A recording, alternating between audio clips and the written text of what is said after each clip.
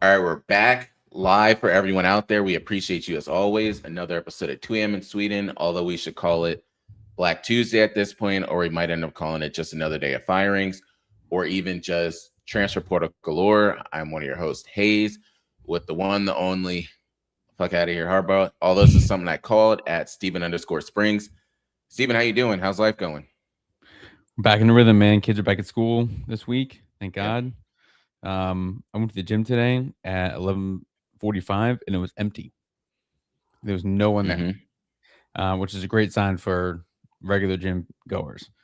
Other than that, man, grinding. New year, new us. Although that's a lie. New year, same bullshit.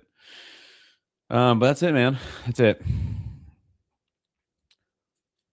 Okay.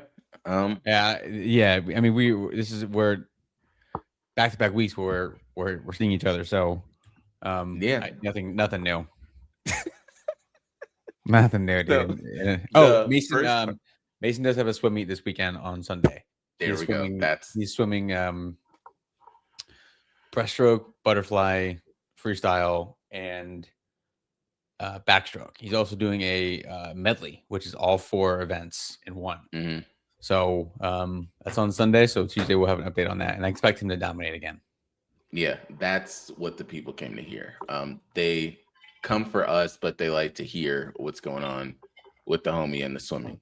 So many things that I want to talk about. The first part is everything that's going on in the transfer portal. I want us to discuss everything that's going on in the NFL. I had the time today to end up calculating our standings, all the picks that we did throughout the whole year. I was able to go through our top 5 in the fantasy football in each of the different categories. So quarterback, running back, defense, tight end. So we'll go through all of that as well. But I feel the best place to end up starting is just everything in terms of college football. So the first thing I'm going to bring up is Jeff. Jeff is going to be the start of the show, and Jeff is going to be the end of the show because a lot of people know the Miami-Ohio State game. We talked about that. A lot of people know what's been going on with Ohio State because of Jeremiah Smith and then also Carnell Tate. Those have been pretty big names. So Jeff is a former wide receiver himself. Of course. So yeah. he, and then he was talking about, did I bring up last week how he had to transfer over to quarterback? Yes. Yep. Okay. So then the other thing is Jeff is a big Cleveland Browns fan, but Right. he's secretly a San Francisco 49ers fan, Sure. also a Tampa Bay Buccaneers fan. Well, so he comes into the office and he's just like, this is all I'm gonna do today, Christian. And everyone that knows football knew exactly why that happened because he got his 23rd sack. I'm talking about Myles Garrett for anyone that does not know in terms of the Cleveland Browns. So of course we got into that discussion and then we ended up talking about Michael Strahan because he said, why would Michael Strahan end up saying that? For anyone that doesn't know, a lot of old heads like to watch the beginning broadcast, the ending broadcast, anything mid-game. They watch all the analysts. Me and Steven don't necessarily watch every single analyst, but he will be there for Terry Bradshaw, Howie Long, Michael Strahan, Rob Gronkowski, all of them. He's there for that. You can go over to CBS. He's going to be there listening to Burleson. He's going to be listening to Cower when he was there. He's going to listen to any of them. So he's like, why is Michael Strahan saying this? And I said, well, if it makes you feel better, Jeff, Myles Garrett did it in less snaps. And he said, see, why aren't they bringing up that stat? I promise you, Michael Strahan's never going to bring up that stat. But what are your thoughts on the sack record actually happening, but also the 2 games that it took to get that sack record were 2 games that the other team lost because they were focusing on Myles Garrett. It doesn't count in my personal record book. Okay. I really hate how he got the sack. Right? I think everybody that's a true football fan hates the way he got the sack. It was very obviously reminiscent of when Michael Strahan got it and Brett Favre fell down. So of course everyone brought that up. But I mean, yeah, shout out to Myles Garrett. Like that's a huge number, right? That's a huge number. So it's impressive nonetheless, no matter how many games it took. He was rocking and rolling very early in the season, which you have to be for that kind of thing. But yeah, shout out to him. It doesn't count in my personal record book. They played too many games, too many opportunities, but shout out. Shout out. I also just hate the So way I also hate the way he just got the sack. Like, wish it was like a chase down sack or like a fucking big hit on Burrow, but Burrow saw it coming. He went down and avoided any potential injury, I guess, whatever. basically, But shout out nonetheless. shout out. So that was one topic that I did want to bring up. Now we can go into a lot of the college football stuff. So there's multiple different facets to this. The first part is the amount of people in the transfer portal. So they said over 4,000 people are in the transfer portal. What do you feel? Because I listen to Dan Lanning, I listen to Nick Saban. What are your thoughts on how this can be fixed? Number one. And then number two, do you feel with NIL, we're going to have to get to a point of a cap in terms of how much the teams can pay, not in terms of all like the small businesses in the area. But I say that because everyone knows Texas Tech just locked down their dude, $5 million. He's making more than what Shedeur Sanders is making on his full contract. So my first thing for you is transfer portal. What are your thoughts? How can we stop that? 4,000 people being in it. Second part is, do you think NIL needs a cap? Yes, on the second one for sure. Well, probably, but I would say originally I would say that because it's just going to end up being the same teams, but there's always like Texas Tech, like there's always like an off season where someone comes into a team and they donate X amount of millions of dollars, and boom, that team turns into a powerhouse. Now Texas Tech didn't make it as far as they wanted to, but they had a dope season because of that. They were able to bring in guys. Ohio State, they brought in Caleb Downs last year. They brought in Will Howard last year, and we see how that went. So there's one-offs, but it's going to be the same team, the same handful of teams. But yeah, sure, I think it needs a cap because you're just eliminating a very good majority of college football teams, and especially at the James Madison, the group of five level, which sucks, but that's how it's kind of always been. This isn't like a new trend. Like it's always this. It's been the same teams, especially over the last 15, 20 years, because paying players has always been a thing. It's just like some schools were doing it better. They were hiding it a lot better, even though it wasn't like can't really hide that, but nonetheless.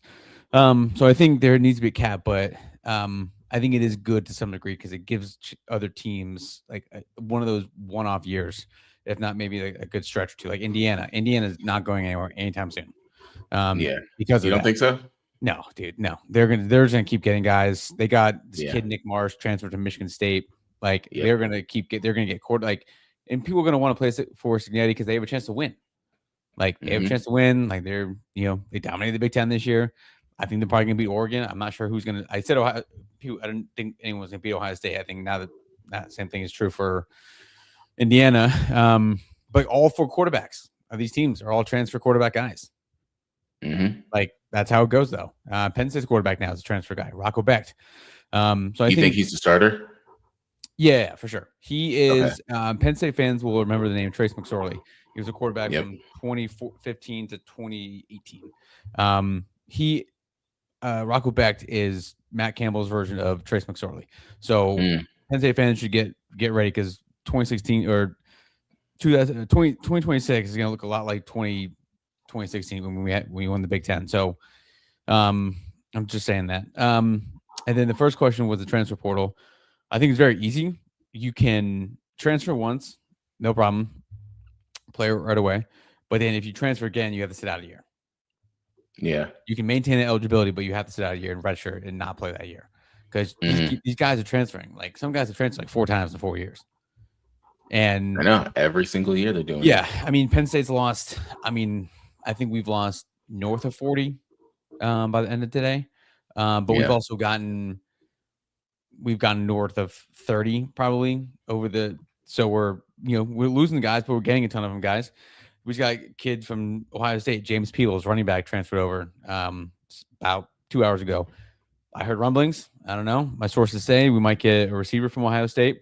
That's all I'm going to say. But I mean, it's crazy. Like, Penn State wasn't a big portal team prior to Matt Campbell getting here. But, like the guys that we've gotten are all Iowa State guys, or like 90% of them are Iowa State guys, which I think everybody expected to happen. So I think the transfer portal thing is a very easy one. Like you can transfer once, all good, play. But then after that, you got to sit out a year. You can redshirt, maintain out of that eligibility, but you got to sit out a year. And then, yeah, there should be some sort of cap on the NIL, but I don't think that's going to happen anytime soon because there's too many influences on the NIL. Yeah. So it's just, and like new NIL collectives keep popping up, and some guy wants to donate to this or some business wants to do this. So I think to what you said though, it can be done via the school, like the athletic department they had to have a cap. But like this year, for example, Adidas is giving $30 million to Penn State for the NIL, which is crazy. So that helps. But yeah, there should be a cap on it. But the businesses in certain cities or whatever, that's probably just going to happen because that's been happening for a while. That's not going to stop. Yep. So yeah. So those were along similar thoughts that I had. My big thing is, for anyone that doesn't know, this is a big reason why Nick Saban left. Nick Saban knew a lot of this was going to happen, and you just see it getting out of hand. The only teams, and this is when you're going to start to see it can balance the power a little bit because you look at all the Texas schools, they have stupid money. Look at Texas Tech. They're going to be a team that's going to be a team to be there for a while. You have Texas A&M. We already know what type of money they have. They talk about it all the time. If Johnny Manziel was here during this time, the money he would have would be astronomical. And certain then you guys, have Texas, like Tebow, another guy. Yeah. Scam Newton, another guy. Yep. Obviously, I mean, we know kind of the backstory on that, but there's a reason he went to Auburn. All those dudes from Alabama. I mean, they were getting. I heard stories from Jordan about guys who played for Alabama getting checks and this and that and all that. So it's been happening for the longest time. But there was like actual NIL evaluations for certain guys back in the day. Yeah, like Johnny Manziel. Yeah, that would be Texas A&M would still be paying him. Yes. Yep. Yeah, I wish. And you've heard all these guys talk about like, oh man, if I had NIL back in my day, like yeah, I know, it'd be great. Even guys like Jay Hill, who wasn't like a first team All-American guy and this and that. Like he was an all Big Ten, third team All-American guy, and he probably would have gotten some love in the NIL world. They all do. Yeah. It's just like depends on the number, but yeah, it must be nice though. So that's one thing I wanted to touch on. Another thing that just came out today is our Carnell Tate. So he's leaving for the NFL draft. Do you feel he's another one along the lineage of Ohio State? Yeah. So now let's go into this because this shows the difference between certain shows that talk about Ohio State and other shows like ours, between Chris Olave, Garrett Wilson, Marvin Harrison Jr., Emeka Egbuka, Carnell Tate, and Jeremiah Smith. Which of those six, and I know I left out a lot, I'm trying to do the more recent ones. Which of those six do you think is the best? Jeremiah Smith. Okay. He's just too good, dude. He's just too good. It's he's just too good. If you I mean, and all those guys, and I've seen all those guys dominate us. Dominate us. And I watched in person twice Marvin Harrison Jr. back-to-back years put up over 100 yards on us. And I thought that was the guy, but like all the guys that just came before him who were there, they were like, hey, you guys need to watch this kid, Jeremiah Smith. And I started watching the tape before he got to school, and I was like, damn, he's gonna dominate us for 3 straight years. And luckily we don't have to play him next year. Thank God. Like another third, dude, he was dominating last year. Like he was, I mean, he could have gone to the league last year. 100%. He's like 6'4", 230 pounds. He's Julio Jones when Julio Jones was a, all pro receiver, like in his prime. So yeah, he's gonna. I don't know if he'll be the number one pick in the draft, but I would not be surprised, honestly. Yeah. There's the can't miss prospect sometimes. He's definitely that guy for sure. So and those are like some of the best college wide receivers that we've had over the last 20 years. Yeah. Other part is because we're going to dive into the college football playoff side of things. And for anyone that's saying, why haven't we talked a lot more on the college football? Once the playoffs are over, we're going to deep dive into all the different picks because anyone that watches the show knows we talk so much about the scouting combine. That's really when we bring up every single thing that's happened, that's going on, and we start to get ready for the NFL draft. We will legit have 2 to 3 months just to talk straight every single prospect that's out there. Transfer portal will bring all of that up.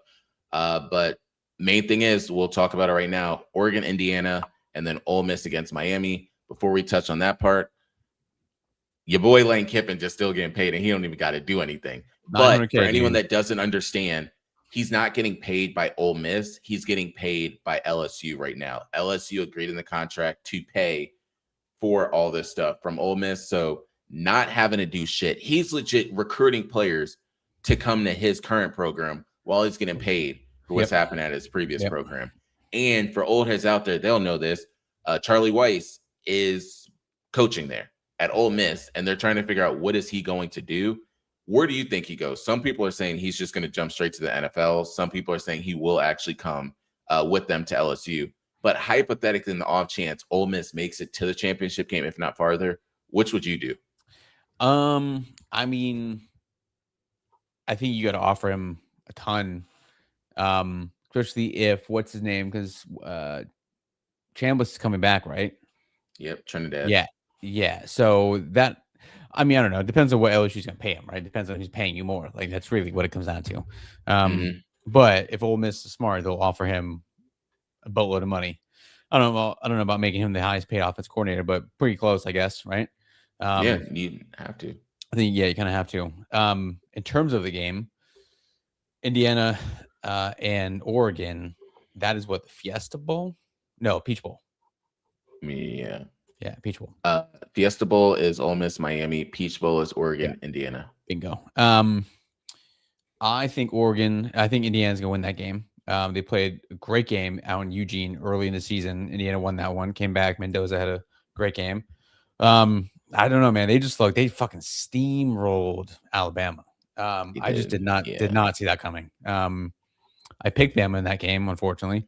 But I just did not see them getting dominated like they did. Now it's not your grandpa's, it's not our Alabama, obviously, but still, they still got dudes, and those dudes got punked. And Cignetti just doesn't give a fuck, dude. That man does not care at all. He's just like, I'm going to win this game no matter what.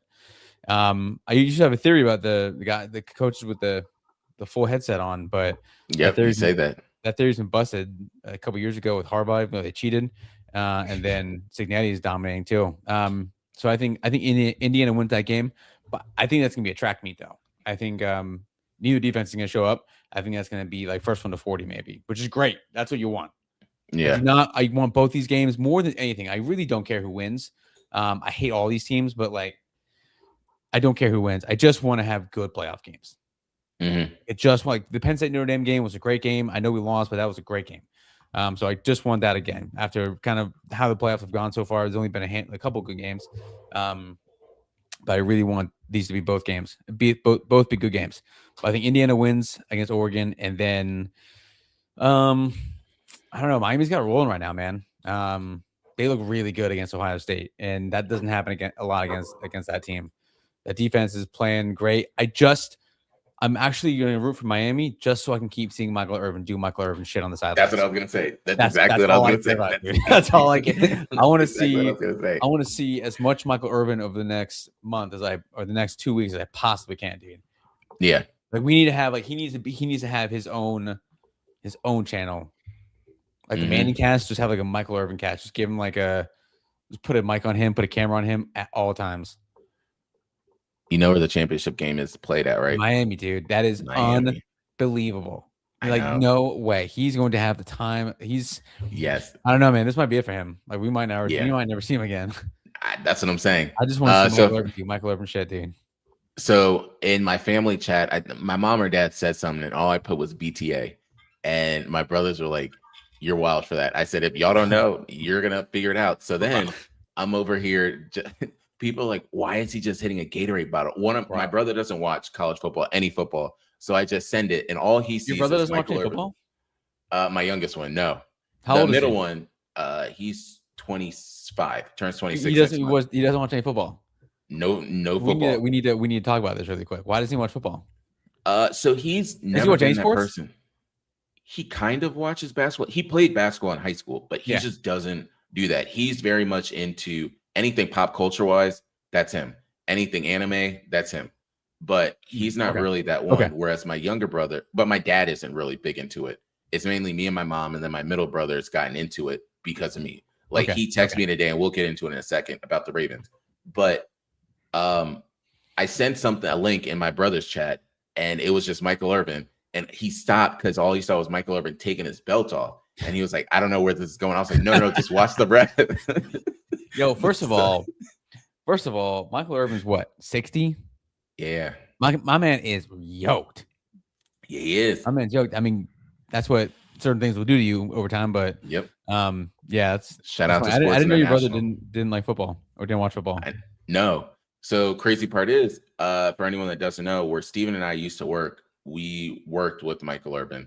I had to do one of his camps. This is all crazy when it comes full circle. When people say this, like, why do you focus or talk? I probably got one of those shirts laying around somewhere too. That's shit I'm talking about. Yeah. So between the two games, Oregon, Indiana, I was telling people at work, because I'm the person people ask about all this. I think this determines who's going to be the first round pick. I mean, the first quarterback drafted, because of the fact, yes, they'll go on other tape and different things. But if one of those two just go far beyond the other, they're going to say, this is what we can go back to the tape. If Mendoza does it, he almost solidifies the spot. If Dante Moore does it, it's going to be, oh shit, we're in a back and forth. Like, they both can go 1A, 1B. I'm going with Indiana, though. I know Dan Lanning will have his team ready, but Cignetti just seems as though he's got something with that team. Like, he's just built it up. On the Ole Miss Miami side, it depends. Ole Miss, I'd love to see it just so Lane Kiffin can keep getting paid, because it's shit you don't see anywhere. And then also, for anyone that does not know, their backup quarterback, Austin Simmons, is transferring to Missouri. Mind you, all this shit is happening while they're continuing to go in the college football playoffs. Only in sports can you continue to go forward, but every single trickle and dime of that whole tree is just going different directions. Trinidad is signing another contract to be with Ole Miss. Austin Simmons, who, for anyone that doesn't know, is a super genius. Look up his GPA that he had in high school. Insane. But he's going to Missouri. You know he's getting paid there. But then on the other side, you have just one person we need to talk about, Michael Irvin. I just want to see BTA. Carson Beck is doing Carson Beck shit. They're saying some of the different quarterbacks down in Florida are just, one of them are going to transfer to Miami. Carson Beck, I don't know what you want to do after this, but this is exactly why they said Quinn Ewers left, Carson Beck stayed. They both were going to get picked around the same place. So Carson Beck is just chilling in Miami doing his thing. I will be watching the game, but I have Miami and Indiana going to the championship game, and that's the game I really want to see, because it's going to be home field advantage versus the best team in the country. So that's that side of it. But I know you guys didn't really come here fully for that. You guys came here to hear about everything that's going on with us in terms of the NFL. Steven, when I'm bringing all this up, we're going to go through the standings, and then we'll go through the stats of the fantasy football. Then we'll go into the picks for the games for this week. Who do you think had the better record finishing out the season? We did 18 weeks. I'm gonna go ahead and say me. So it's crazy. This is just as close as the NBA points. I'm just gonna say that. And I'll break it down to, I looked at the exact week as to what changed it all. So give me your record. Give me your record first. My record is 166 and 100 and 106. 166 to 106. Yes, I had a win percentage of 610. Okay. You ready? Yeah. Yours was 162 to 110. Oh, man. And here's the thing. Our weeks, we washed out every week. I got it down. The week that changed everything was week 11. And week 11, I went 13-2. You went 9-6. Oof. And yeah, the games that impacted a lot. The games that were that week were the Jets, Patriots. We guessed the same. Commanders, Dolphins, guessed the same. Falcons, Panthers. We both guessed wrong. Bucks, Bills, both guessed correct. Texans, Titans, both guessed that correct. Bears, Vikings, you got it right. Packers, Giants, got it right. Bengals, Steelers, we did the same. So mind you, hear what I'm saying? We're basically washing out. So then you're like, all right, where does it start to come at? I got you there. Because it is the Seahawks and the Rams. You guessed the Seahawks, I guessed the Rams. And then it was the Chiefs, Broncos. This is when the Chiefs, we thought they were still something. You guessed the Chiefs, I guessed the Broncos. Yep. And then the next one was the the Lions, Eagles. You guessed the Lions. I went with the Eagles. Mm-hmm. Of course. So then that's really where it ends up hitting us at. Of course. Yep. Obviously. Yeah. So other than that, it was really close, but that's really the week where it changed a lot of it. The next part I want to end up bringing up is stats for each of the positions. And I only did the top 5 for anyone wondering. We'll start with the running back because that's the one that we really do care about. Steven had Saquon, Jahmyr Gibbs, Bijan Robinson, CMC, Kenneth Walker. I had Saquon, Jahmyr Gibbs, Derrick Henry, Bijan Robinson, and CMC. The actual top 5 was CMC, Bijan Robinson, Jahmyr Gibbs, Jonathan Taylor, and Devon Achane. Okay. So we got the first 3. That's the one that we knew. It was those other 2 that were the question mark. Fair. Quarterback. That's the one doesn't really matter at all. But Steven had Lamar Jackson, Josh Allen, Joe Burrow, Aaron Rodgers, Justin Herbert, Jaden Daniels. That's his top 6. My top 6, Lamar Jackson, Josh Allen, Patrick Mahomes, Joe Burrow, Jalen Hurts, Jaden Daniels. Jaden Daniels wasn't on here if anyone doesn't know. Right. Number 1 was Josh Allen. Number 2 was Drake May. Number 3 was Matthew Stafford. Number 4 was Trevor Lawrence. And then number 5 was Caleb Williams. Okay. So that's the big one. Wide receiver. Steven did really good on this, and I'm going to top 10 because number 10 is really important for us to all hear. Number 1, Jamar Chase, Amon-Ra St. Brown. 2, he did a split of Puka Nacua and Devontae Adams, which in hindsight was genius. DK Metcalf, Marvin Harrison Jr., AJ Brown, CeeDee Lamb, Devontae Smith, JSN, Justin Jefferson, number 10. And he's the one. I told you guys. He knew. Told you guys beginning of the season. This dude's not gonna have a good season. He had 1,000 yards, but it was not. It's not the easy way. Like they force fed him at the end to get him there. Mine was Jamar Chase, CeeDee Lamb, Justin Jefferson, Amon-Ra St. Brown, Nico Collins, Malik Neighbors, Puka, Brian Thomas Jr., AJ Brown, Drake London. The actual top was Puka Nacua. There you go. JSN, which you have in there as well. Amon-Ra St. Brown, which you guessed. So you were spot on. 3 and 3. You guessed him to be 2. Jamar Chase, George Pickens, which I had CeeDee. It clearly went the Pickens way. Chris Olave, Zay Flowers, which do not count Zay Flowers if you guys know what we're talking about. Nico Collins, Devontae Adams, and the surprise one, Michael Wilson, which was not that way until you end up having Jacoby Brissett, Marvin Harrison Jr. have an injury, and then it switched up. Final one, which is going to be super easy for us to go through because nobody guessed any of this, is the tight ends. Steven had Travis Kelce, Brock Bowers, Sam Laporta, David Njoku, Mark Andrews, George Kittle, Pat Freiermuth, Dalton Kincaid, Evan Ingram, Tyler Warren. I had George Kittle, Brock Bowers, Trey McBride, Sam Laporta, Travis Kelce, Tucker Kraft, Mark Andrews, David Njoku, TJ Hawkinson, Tyler Warren. The one that is kind of right was Trey McBride. The surprise the hell out of everyone won was Kyle Pitts. Oof. Kyle Pitts, right. Kyle Pitts. Where's Loveland on that list? Is he? I'm glad you asked. Number 1, Trey McBride, Kyle Pitts, Travis Kelce, Tyler Warren, Jake Ferguson, Harold Fannin Jr., Dallas Goedert, Juwan Johnson, Hunter Henry. Wow. Loveland. Okay. He came on Loveland a lot later. Okay, that's fair.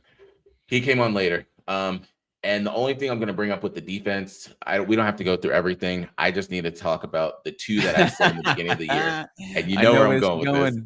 Fuck, so dude. I said Baltimore Ravens were going to be the last. Actually, I said Baltimore Ravens was going to be 30th. I said the Bengals was going to be 32nd. The Bengals were 29 and the Ravens were 22. The Ravens defense is also part of the reason why John Harbaugh got fired because he wanted to hire who he hired for his defensive coordinator because his defensive coordinator is now balling out in another place. So what you all need to realize is this defense is some shit. You do not need to keep relying on Marlon Humphreys. I get that you guys think he's good. He's not. I also get that you guys want to continue to talk about Rashad Bateman, which we'll get into that in another story, because he's not. So I remember all the receipts that everyone's talking about Rashad Bateman. So number 1, he's not. But the actual was the Seahawks, Texans, Broncos, Browns. Fuck the Jags. So that's the side over there. Now we can get into the games for this weekend. So the first game is the Rams versus the Panthers. Who do you have? Rams. I have told everyone, and I'm sticking to it, this is a bye week for the Rams. I don't care what really happens, but it's a bye week. Packers, Bears. Oof. I am going to go with the Bears. You also got to think So about which quarterback you trust more, because that's ultimately what it comes down to. yeah. So mine is a contingency. I have the Packers, but this is dependent on if Jordan Love logs 3 full participations. If he logs any at all limited or DNPs, it's the Bears. I don't A lot of people are probably saying, well, it just depends if he plays Sunday. No, it doesn't. Like with these type of things, if he gets injured at all during that game, they're done. They're on Right. their third string quarterback. Like Malik Willis might not be there for you guys. So it's really, if Jordan Love full participation, cool. It can be the Packers. If not, the Bears got this. The next one, Bills Jags. Fuck the Jags, dude. But No. I'm gonna go with the Bills. This is a big playoff run for Josh Allen. That's Big fuck the Jags. big playoff run for him. I told everybody that this is those years. For anyone that doesn't know, if you think about when in the NBA, when the Detroit Pistons won their championship during the Michael Jordan Chicago Bulls era, that's that. You can even date it back some in terms of when the Houston Rockets won theirs during that same era. Yep. This is that. The Chiefs are out of it. Joe Burrow's not playing in it. Lamar Jackson's not playing in it. You know damn well as I do that if God forbid the Bills win the Super Bowl, they're gonna be like, well, he had to go through Lamar Jackson. He didn't have to go through Patrick Mahomes. Like this doesn't count. This does not count. Yep. So people, whether it doesn't, like this is a lose for Josh Allen, because if he loses, obviously they're it's the same. It's gonna be the same narrative for both winning and losing. But I'm gonna go with the Bills in this one. Yeah. This is his chance. We look at all the games. You have the Broncos.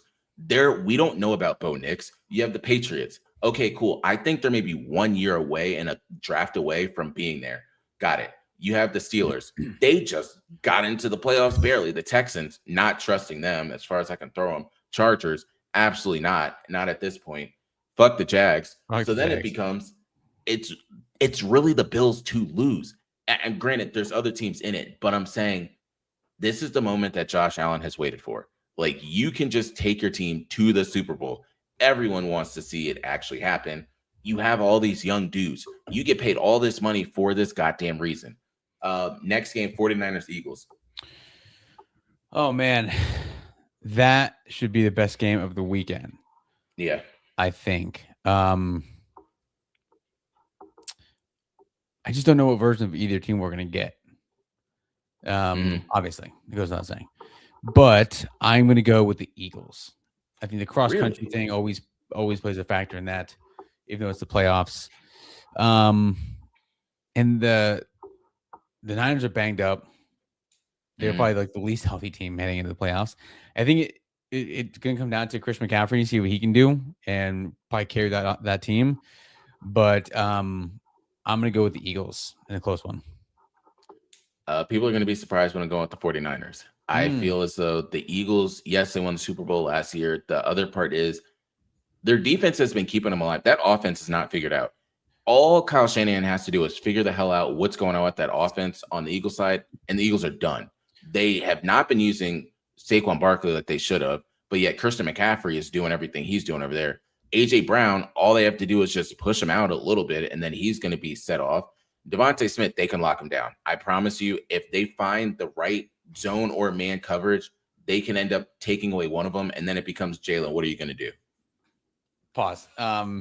Real quick. Penn State basketball is down by 1 to Michigan, who's the number 2 team in the country, at home right now. 47 seconds left. Penn State is down 1, 73-72. So wow. we got that going on live right now. And I think it's Michigan's ball.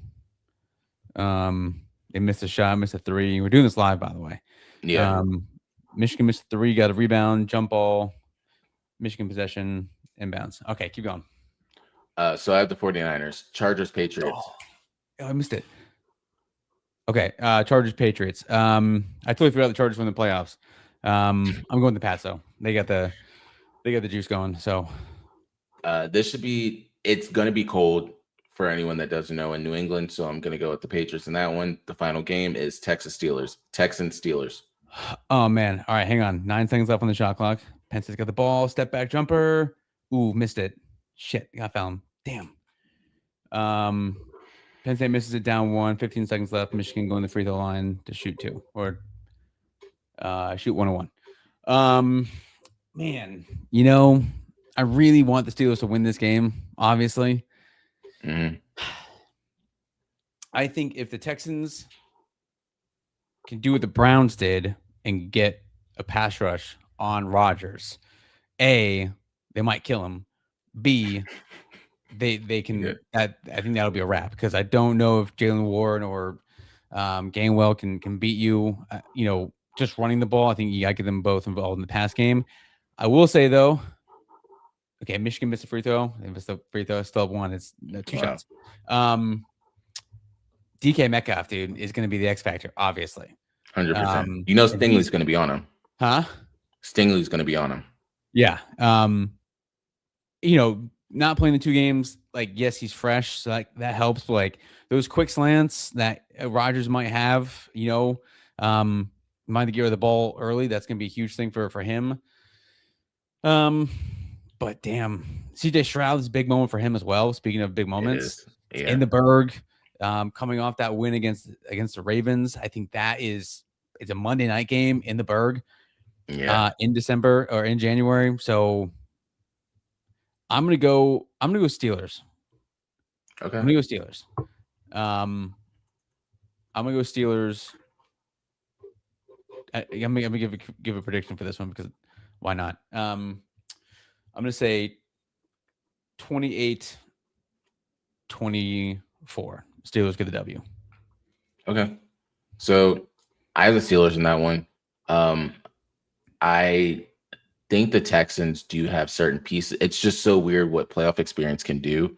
And huge, dude. Yeah. And not just Aaron Rodgers, but if you look at the defense, the different playoff experience that's there, and that's really all it takes. So I'm going with the Steelers. Half the Steelers team has been there, done that. Exactly. That's the big thing. And then this is where it comes from. Oh, Mike Tomlin can end up switching up the playbook in 2 seconds. All the plays you saw in the regular season might go out the window. Aaron Rodgers might just say, let me do me. And then that's when you can see, I don't know. I'm not saying DK will go for 100 receiving yards because I know Stingley's going to be on him and they're going to put someone over the top. But you can see a game like that from DK, or you can see a lot of targets. He is 100%, because the big thing is they're going to try to lock him down. So then it becomes, are you going to let Austin and then Adam Thielen beat you? What's really going to happen over there? But that's the main thing on that side. I want to spend a couple of minutes talking about probably one of the more exciting topics this offseason. So I'm going to go through all the head coaching openings, and then I'm going to explain to you the one that I knew was going to end up happening. Ravens, Giants, Titans, Falcons, Cardinals, Browns, Raiders for head coaches. GM openings are Dolphins and Falcons. For anyone that watched the show last week, I said I thought Harbaugh was going to get fired for numerous different reasons. It was either Harbaugh was going to leave or Derrick Henry and Lamar Jackson weren't going to leave. One of the two weren't going to be able to stay there long term because of the fact Harbaugh's offense. Time out. 5 seconds left. 4, 3, 2. Oh. Harbaugh's offensive scheme was not what was going to be right for this team. They say now he's probably going to be the main candidate for the New York Giants job. Great. I don't think Harbaugh's a bad coach. He's probably one of the best in the league, but this reminds me of when the Eagles let Andy Reid go. It doesn't mean he's a bad coach. It just means like that time is gone. The Ravens also need to find that number one receiver. Again, for anyone that was telling me last year, oh, Rashad Bateman's a number one, like he doesn't know what he's talking about. No, he's not. Zay Flowers isn't even a number one over there. They had DeAndre Hopkins, but he was old, so it wasn't really going to help on that side. You're focusing on Mark Andrews, which everyone knew. Every single goddamn 2-point conversion that they did during the regular season, they just kept trying to go to Mark Andrews. That wasn't it. When you started throwing to Isaiah Likely, that's when it worked. But now, if you let Isaiah Likely walk, Isaiah Likely's about to get paid in the offseason. So I think the Ravens is probably the top place that a good offensive-minded head coach can go. Just get a good defensive coordinator. The one you have now is not the answer. I'm sorry, but he's not the answer. You need new pieces. Get rid of Marlon Humphreys even while you're at it. Nate Wiggins, yeah, sure, he can be a solid 2. You have Kyle Hamilton. Just build around them. Roquan Smith, you guys probably chose the wrong one. Probably should have kept Patrick Queen if I'm being honest with you, but you end up choosing who you chose, so that's on you. The other positions that look really enticing, I would say the Giants. That's a really good job position for anyone that would want it. I know people say the Falcons. You don't have a goddamn quarterback. Michael Penix, you don't know the next time he's going to be able to play. Right. And then Kirk Cousins is 37. You just restructured his contract, which I didn't know he was 37. That's insane in itself. Raiders position is not great. I mean, yes, maybe for the long term and for the legacy, but it's not the best. Browns, nobody ever wants to go there. You end up just falling off a cliff when you go there. Titans, you need more pieces. But out of the positions that are open, who would you say is the best head coaching position? Well, which place? Ravens. 100%. They have great organization. That's like the only team that they're not in complete shambles. Yeah. Everybody else is complete dog shit. Yep. Like dog shit. Lamar just has to be healthy. Like if Lamar Jackson's healthy, I don't know how many more years they're going to get out of Derrick Henry. Doesn't seem to be slowing down. So I feel he wants. I guess ride that. Huh? Yeah, ride that till the wheels come off. I guess. But that's something you got to start thinking about. Got it. Like everyone loves Mark Andrews. Sure, I get it. But like, you have to get a receiver. Yeah. Those guys are not. They have, number one wide receiver moments. But like, if you're going to be number one wide receiver, you can have moments. You got to have like entire season. We're not even going on. He's too old for this. As long as Lamar's healthy, there's a couple pieces missing on defense. Obviously, that game is completely different if Kyle Hamilton doesn't get hurt.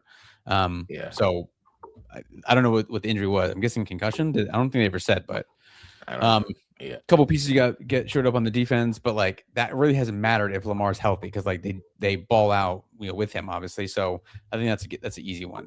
The Giants, sure, I get it, young team. Everybody else is dog shit. I know the Raiders have, I know they have all like the pieces like a coach could want in terms of like the number of picks and the draft and all that stuff, right? But like, it's the Raiders, and that division isn't going to get any easier, right? Doesn't seem like the Broncos aren't going anywhere. Chargers probably going to go anywhere.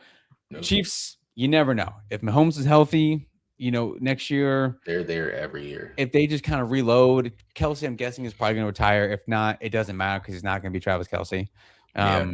So like they're just going to get a couple extra pieces, but they might also kind of be definitely on the backside of things because you never know how long Andy Reid's going to want to keep coaching. He's getting up there, so their windows may be closing a little bit. But again, as long as Patrick Mahomes is the quarterback there, you can't count him out. So the Raiders are the worst job, or one of them. Titans are dog shit. So easily the Ravens. Yeah. So I have one more point on the Ravens, but I'm saving it for the what you got. So what you got? I've mentioned this before. This is an emotional one. So probably like a year ago, and this is not gonna be what you think it is. It's gonna be McDonald's. Yo, it is. Dog. Okay. So about a year ago, I think it was, the McDonald's in downtown State College closed. I don't think I ever took you there. I don't think we didn't. We drove by it. We've driven by it, but we didn't meet in college. So I don't think there was ever an opportunity for us to go there. But nonetheless, the McDonald's in downtown State College on College Avenue was like, I don't know, every college town, every college has their spot. I don't know what it was at ODU. We've probably talked about this multiple times. Hey, no, I'm not. There's no shade at ODU. I mean, I know it's a small place, but like whatever. Everyone's probably meeting at one spot because there's that many people. But shout out to ODU. McDonald's was that place. So also in downtown State College, not anymore because the whole town has completely changed and buildings all over the place. But there was a spot called Beaver Canyon. The two main streets in State College are Beaver Avenue and College Avenue. Beaver Avenue had Beaver Canyon, which had Canyon Pizza, dollar slices after midnight, and like there's three massive apartment complexes right there where everyone would flood to after apartment parties and this and that. So that was one spot. McDonald's was the other spot. Everyone know like that was the place to be. And like again, you've been to places like that when you were in college. Every place had that spot. Like there was always one or two spots, but like the main spot was usually some fast food place if you had one. But McDonald's was that spot. Like you go in there 2 o'clock, 3 o'clock in the morning, everyone's hammered, dude. Everyone is on another level, and you're like people screaming for the orders. I've fallen asleep and passed out at McDonald's multiple times. Woke up, 5, 6 o'clock in the morning. Nothing better, dude. Nothing better. Like my phone's been buzzing about that. All my boys, like all my friends from college were talking about it. It was just like that spot. It was the crack spot after you get the bars at 2 o'clock in the morning. So not Michael Irvin's. No, not that crack spot. But just one of those things. Like you start talking about that kind of stuff, and memories pop up, and you like start scrolling back on old photos, all that kind of shit. So that was a tough one, and it just got demolished. Like the whole thing just got taken down. It was one thing when like you saw it closed, like it's boarded up and whatnot, but then they got fucking tore the whole thing down. Fucking shout out to McDonald's, dude. Shout out to McDonald's in downtown State College, West College Avenue, after 2 o'clock in the morning, getting out from the den. Fucking, if you know, you know. Shout out to the homies, man. So for anyone that wonders what is at ODU, number one, first off, Steven's going to go there. If it's not this year because of the game, it'll be next year.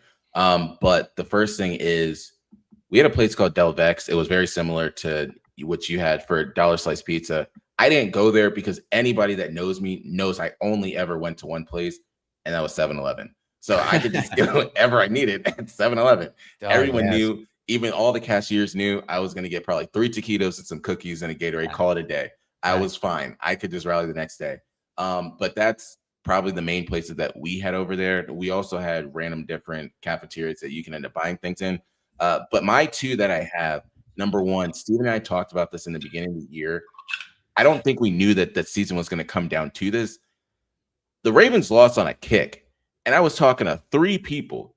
If he didn't do the shit he did, everyone knows he would have made that kick. Justin Tucker would have 1,000% made that kick. Yeah. And people are like, he would have made it with his left foot. I never thought about that, honestly, until now.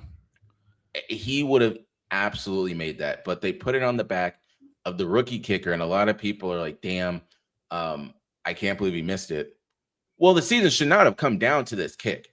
The game should not even come down to this. No, kick. It shouldn't have. 10-0 at one point. They threw 2 touchdowns to Zay Flowers. And the reason why they lost that game is the reason I've told you guys from the whole goddamn season. The Ravens defense.